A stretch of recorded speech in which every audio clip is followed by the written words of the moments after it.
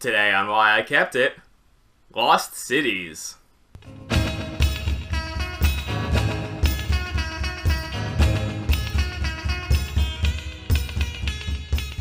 Lost Cities is another game from the good doctor, Reiner Knizia. Came out in 1999, and why have I kept it? It's because it's an essential item on my two-player only game shelf.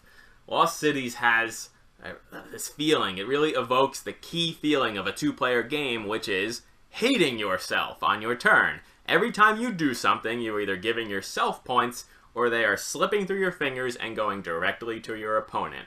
Now, there's not much theme in here. Lost Cities is math right at the surface, so there's nothing hiding that zero-sum game, oh my god, what am I doing feeling. I'll show you the board here, which is also kind of useless. Lost Cities is a number line game, so you're going to be building out yellow, blue, white, green, and red. You have cards numbered 1 through 10 in each color. You also have multiplier cards you could play to double or triple your score, hoping it's going to be a good one in that lane. And the key reason why that's kind of suspenseful is that you don't have to play in every lane. If you don't play in a lane, it's just worth 0 points. But if you do choose to play, you start deep in the negative. And you better hope you get enough blue cards out of that deck to climb out of that hole, especially if you're putting multipliers down in that lane there. Now, you're not playing directly against your opponent, you're just hoping to get a good score, but there's not that many cards, and you have to play them in increasing order from 1 to 10. You can skip, but then it starts chipping away at your potential points. If someone else starts playing the same color as you, one of you is going to have a pretty bad score in that lane, almost certainly. You can even it out, but it's going to be a suspenseful round if you both are going for the same color. So as you're playing your turn, you might start playing a red 3, a red 4, a red 5 the next turn, and then you have a red 10. But if I play that, my lane is topped out.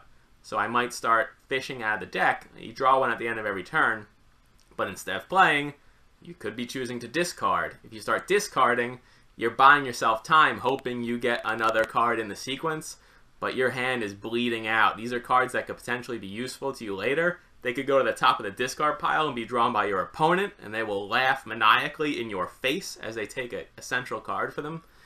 And then when the game ends, you count up your points, and somebody wins. So hey, there is some piece of art I do want to show for you here. Pop up a picture here of an example of the number line.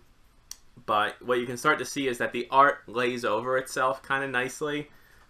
This may not be the best example, but yellow is an expedition to go see like the Sphinx in Egypt, and you see a picture here of some ruins, and there's a statue on the side. When you get to from 3 to 4, that kind of overlays there. It zooms in a little bit.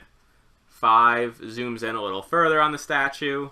6 even closer. You're getting closer and closer, and the art starts to shift over to the side a little bit. I'll try to find a picture of all 10 cards from each color overlaid in this mural fashion. It does create like one kind of neat overall image of each expedition. So it's not something I realized when I first played Lost Cities, but it's kind of neat to see at the end. It's a little hidden piece here. Hey, they probably save money by only drawing the picture once and then just cropping out, slices to plop on each card. The only other fun anecdote I have from Lost Cities is that I actually played this in a game cafe up in New York, and I was playing with my wife. We didn't realize at the end of the game that there were 5 or 6 cards missing out of the box.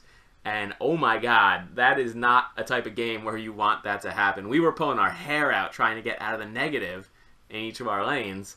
And like, why can't we do this? Are we just bad at games? No, it's the game's fault. They were missing cards.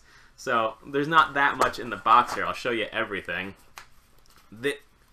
That's Lost Cities. That plus a useless board and a tiny thing of rules. You don't need all this. I'm not going to complain too hard because the box is not that big. It's Cosmos 2-player line. Fits on your shelf real nice. Gives a little bit of visibility. So kind of best of both worlds there. But I would recommend popping it out and just throwing this in a deck box and bringing it on your way to play wherever you want to. Alright, thanks a lot for watching everybody. Have fun. I'll see you next time.